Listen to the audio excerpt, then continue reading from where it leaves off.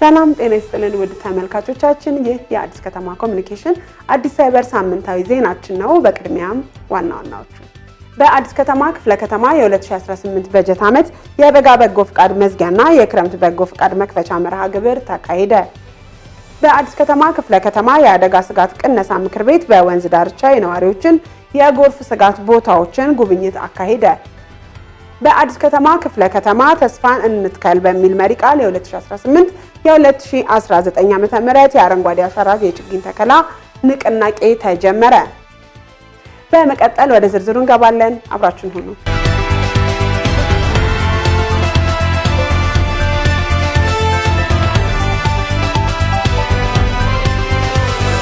በአዲስ ከተማ ክፍለ ከተማ የ2018 በጀት ዓመት የበጋ በጎ ፍቃድ መዝጊያና የክረምት በጎ ፍቃድ ማስጀመሪያ መርሃ ግብር ተካሄደ። በመርሃ ግብሩ ላይ የክፍለ ከተማው አስተባባሪ ኮሚቴና ዋና አፈ ጉባኤ አቶ በቀለ ጉታ፣ የተለያዩ የጽህፈት ቤት ኃላፊዎች፣ የበጎ ፍቃደኞች አባላት እንዲሁም ጥሪ የተደረገላቸው የተለያዩ የህብረተሰብ ክፍሎች ተገኝተዋል።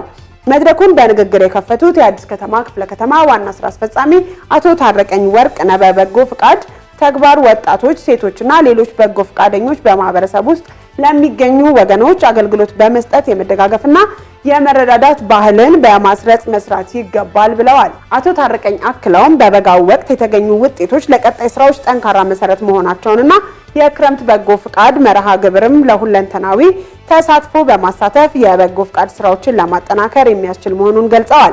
የክፍለ ከተማው የህብረተሰብ ተሳትፎና በጎ ፍቃድ ማስተባበሪያ ጽህፈት ቤት ኃላፊ ወይዘሪት ሀብታማ ቡልቻ በበኩላቸው በበጋ በጎ ፍቃድ ተግባራት ውስጥ የተከናወኑ 677 የቤት እድሳት ግንባታ ለ136000 ዝቅተኛ የኑሮ ደረጃ ውስጥ ለሚገኙ ነዋሪዎች የማዕድ ማጋራትና 6000 ዩኒት ደም በመለገስ መሰብሰብ መቻሉን እንዲሁም ለዚህ የተቀደሰ ተግባር ስራ ሰፊ የተለያዩ የበጎ ፍቃድ ተግባራት 40000 ወጣቶች ማሳተፍ መቻሉን ገልጸዋል።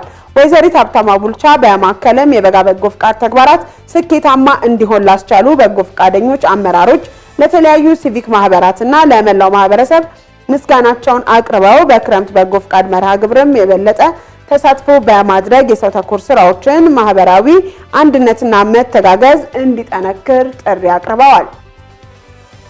የአዲስ ከተማ ክፍለ ከተማ የአደጋ ስጋት ቅነሳ ምክር ቤት በወንዝ ዳርቻ የነዋሪዎችን የጎርፍ ስጋት ቦታዎችን ጉብኝት አካሄደ።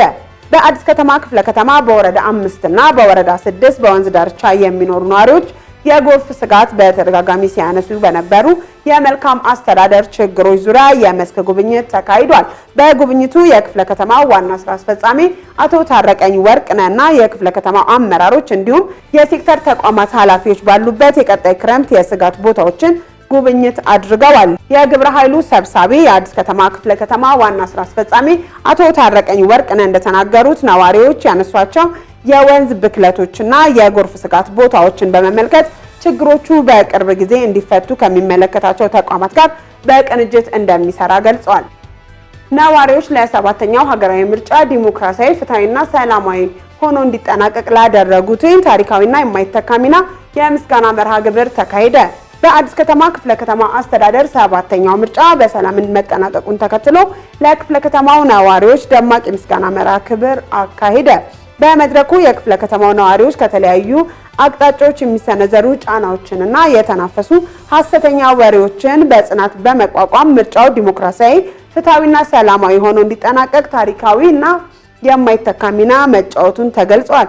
የክፍለ ከተማው ነዋሪዎች በምርጫው ዕለት ከሌሊቱ 9 ሰዓት ጀምሮ እስከ ቀጣዩ ሌሊት 9 ሰዓት ድረስ ያለምንም መሰልቸትና በነቂስ በመውጣት የወደፊት ዕጣ ፈንታቸውን የሚወስነውንና ይሆነኛል ያሉትን የብልጽግና ፓርቲን በድምጻቸው መምረጣቸው ተገልጿል።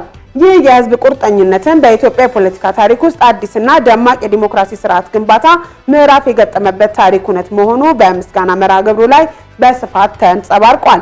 የክፍለ ከተማው አስተዳደርም ነዋሪዎች ላሳዩት ከፍተኛ የዲሞክራሲ ባህልና ለሰጡት እምነት ልባዊ ምስጋናውን ያቀረበ ሲሆን ህዝብ በድምጹ የጣለበትን አደራ ሳይሸራርፍ በተሟላ መልኩ ለማስፈጸም ቁርጠኛ መሆኑን የተገለጸ ሲሆን አስተዳደሩ የህዝብን አደራ መሸከም መሪ ቃል ብቻ ሳይሆን በተግባር የሚገለጽ የዕለት ተዕለት ስራ መሆኑን በመግለጽ የተሰጠውን ኃላፊነት በአግባቡ ለመወጣት ዝግጁ መሆኑን ገልጿል። በመጨረሻም ህዝቡ በድምፁ ያሳየውን የዲሞክራሲ ስርዓት ግንባታ ይበልጥ በማጠናከር የአካባቢውን ሰላምና መረጋጋት አጽንቶ ለማስቀጠል ከአስተዳደሩ ጎን እንዲቆም ጥሪ የቀረበ ሲሆን ከህዝቡ ጋር በቅንጅት በመስራት የተጀመሩ ሁለንተናዊ የልማትና የብልጽግና ጥረቶች ተጠናክረው እንደሚቀጥሉና የነዋሪዎችን ተጠቃሚነት የሚያረጋግጡ ስራዎች በልዩ ትኩረት እንደሚከናወኑ በድጋሚ ማረጋገጫ ተሰጥቷል። በአዲስ ከተማ ክፍለ ከተማ ተስፋን እንትከል በሚል መሪ ቃል የ2018-19 ዓ.ም የአረንጓዴ አሻራ የችግኝ ተከላ ንቅናቄ ተጀመረ። በመርሃ ግብሩ ላይ የክፍለ ከተማው አስተባባሪ ኮሚቴና አጠቃላይ አመራሮች፣ መምህራን፣ የጤና ባለሙያዎች፣ የጸጥታ አካላት፣ ወጣቶችና ሴቶች እንዲሁም የተለያዩ የማህበረሰብ ክፍሎች በችግኝ ተከላ ንቅናቄው ላይ በንቃት ተሳትፈዋል። በመርሃ ግብሩ ላይ ተገኝተው መልእክት ያስተላለፉት የአዲስ ከተማ ክፍለ ከተማ ዋና ስራ አስፈጻሚ አቶ ታረቀኝ ወርቅነህ የአረንጓዴ አሻራ የአገርን አረንጓዴ ሽፋን በማሳደግ የአየር ንብረት ለውጥን ለመቋቋም አካባቢን ለማስዋብና ለቀጣይ ትውልድ ዘላቂ ምቹ የስነ ምህዳር በመፍጠርና የምግብ ዋስትናን ለማረጋገጥ የሚረዳ ተግባር መሆኑን ገልጸዋል። አቶ ታረቀኝ አክለውም እያንዳንዱ ነዋሪና ተቋም ችግኝ ከመትከል ባለፈ በእንክብካቤ ስራው ላይ በትኩረት ሊሳተፍ እንደሚገባ ጠቁመው ዛሬ የምንተክለው ችግኝ የነገው ተስፋችንና የከተማችን ውበት መሰረት መሆኑን በመረዳት ሁሉም የማህበረሰብ ክፍሎች በሙሉ ተሳትፈው የ2018-19 ዓ.ም የችግኝ ተከላ ንቅናቄን ስኬታማ እናድርግ ብለዋል። የአዲስ አበባ ከተማ ውበትና አረንጓዴ ልማት ቢሮ ምክትል ኃላፊ ወይዘሮ ፀሐይ ጌታሁን በበኩላቸው የችግኝ ተከላ ንቅናቄው ውጤታማ እንዲሆን የተተከሉ ችግኞችን በአግባቡ መንከባከብና የመጽደቅ ምጣኔያቸውን ማሳደግ እንደሚገባ አሳስበዋል። ሁሉም የህብረተሰብ ክፍሎች በባለቤትነት ስሜት በመሳተፍ አረንጓዴና ለኑሮ ምቹ አካባቢ እንዲፈጠሩ ጥሪ አቅርበዋል። የክፍለ ከተማው ውበትና አረንጓዴ ልማት ጽሕፈት ቤት ኃላፊ አቶ ቢኒያም ተስፋይ በበኩላቸው ቀደም ብለው የቦታንና የችግኝ ማፍላት ቅድመ ዝግጅት ሰፊ ስራ መሰራቱን ጠቅሰው በዕለቱ የተለያዩ ስፍራዎች ላይ የጥላ የፍራፍሬና የውበት ችግኞች በስፋት መትከላቸውንና በቀጣይ ጊዜያትን በሺዎች የሚቆጠሩ ችግኞችን በማህበረሰቡ ሰፊ ተሳትፎ እንደሚተከሉ ተናግረዋል። በአዲስ ከተማ ክፍለ ከተማ በጎነት ለአዲስ አበባ ከፍታ በሚል መሪ ቃል የ2018 የክረምት በጎ ፍቃድ የቤት እድሳት ማስጀመሪያ መርሃ ግብር ተካሄደ። የአዲስ ከተማ ክፍለ ከተማ ዋና ስራ አስፈጻሚ አቶ ታረቀኝ ወርቅነህ የ2018 በጀት ዓመት የክረምት በጎ ፍቃድ መርሃ ግብር አካል የሆነውን የአቅመ ደካማ ወገኖች የቤት እድሳት ስራ በወረዳ 5 በይፋ አስጀምረዋል። ዋና ስራ አስፈጻሚው በመርሃ ግብሩ ላይ የማህበራዊ አብሮነትን የመተጋገዝን ባህልና የሰብአዊነትን እሴቶች የሚያጎለብት ታላቅ ስራ በመሆኑ ሁሉም ቅን አሳቢ ባለሀብቶችና ተቋማት የተለመደ ድጋፋቸውን እንዲያደርጉ አሳስበዋል። አቶ ታረቀኝ አክለውም በክረምት በጎ ፍቃድ መርሃ ግብር የቤት ግንባታ ተግባር የአቅመ ደካማ፣ የአረጋውያን፣ አካል ጉዳተኞችና ሌሎች ድጋፍ የሚሹ ወገኖችን በመኖሪያ ቤታቸው ላይ የሚያጋጥማቸውን ችግር የሚያቃልል እንደመሆኑ መጠን ትኩረት ሰጥቶ መስራት ይገባል ሲሉ ተናግረዋል።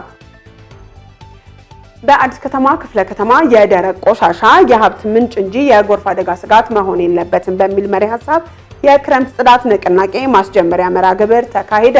በአዲስ ከተማ ክፍለ ከተማ ወረዳ 3 በተደረገው የክረምት ጽዳት ንቅናቄ ላይ ከክፍለ ከተማ እስከ ወረዳ አጠቃላይ አመራሮች፣ የጸጥታ አካላት፣ የደንብ ማስከበር ኦፊሰሮችና የልማት ሴፍቲኔት ተጠቃሚዎች እንዲሁም ጥሪ የተደረገላቸው የአካባቢው ነዋሪዎች፣ ታዋቂ ግለሰቦች ተሳትፈዋል። ጽዳት የሚጀምረው ከራስ ነው ያሉት የአዲስ ከተማ ክፍለ ከተማ ዋና ስራ አስፈጻሚ አቶ ታረቀኝ ወርቅነህ ወቅቱ ክረምት እንደመሆኑ መጠን የተደፈኑ ቱቦዎችን በማጽዳት ከደራሽ ጎርፍ ስጋት ነዋሪዎችን በመታደግ ጤናማ አካባቢን ከመፍጠር አንጻር ከተማችንን እያጸዳን እንዲሁም አስተሳሰባችንን ከመጥፎ አመለካከቶች እየጠበቅን ወደ ከፍታ መሻገር ይኖርብናል በማለት መልእክት አስተላልፈዋል። በንቅናቄው ላይ በክብር እንግድነት የተገኙት የአዲስ አበባ ከተማ ጽዳት አስተዳደር ኤጀንሲ ምክትል ዋና ዳይሬክተር አቶ ታከለ ደሲሳ በበኩላቸው የከተማው አስተዳደር ከህብረተሰቡ ጋር በመሆን አዲስ አበባን ጽዱ፣ ውብና ምቹ ከተማ ለማድረግ እየተሰራ መሆኑን ጠቅሰው የዛሬው የጽዳት ንቅናቄ የምናደርገው 7ኛው ሀገራዊ ምርጫ ሰላማዊ በሆነ መንገድ ባካሄድንበት ማግስት በመሆኑ ልዩ ያደርገዋል ብለዋል። ለዛሬ ያዘጋጀንላችሁ ዜናዎች ይህንን መስሉ ነበር። ሳምንት ከሌላ ዜናዎች ጋር እንጠብቃችኋለን። መልካም ሳምንት።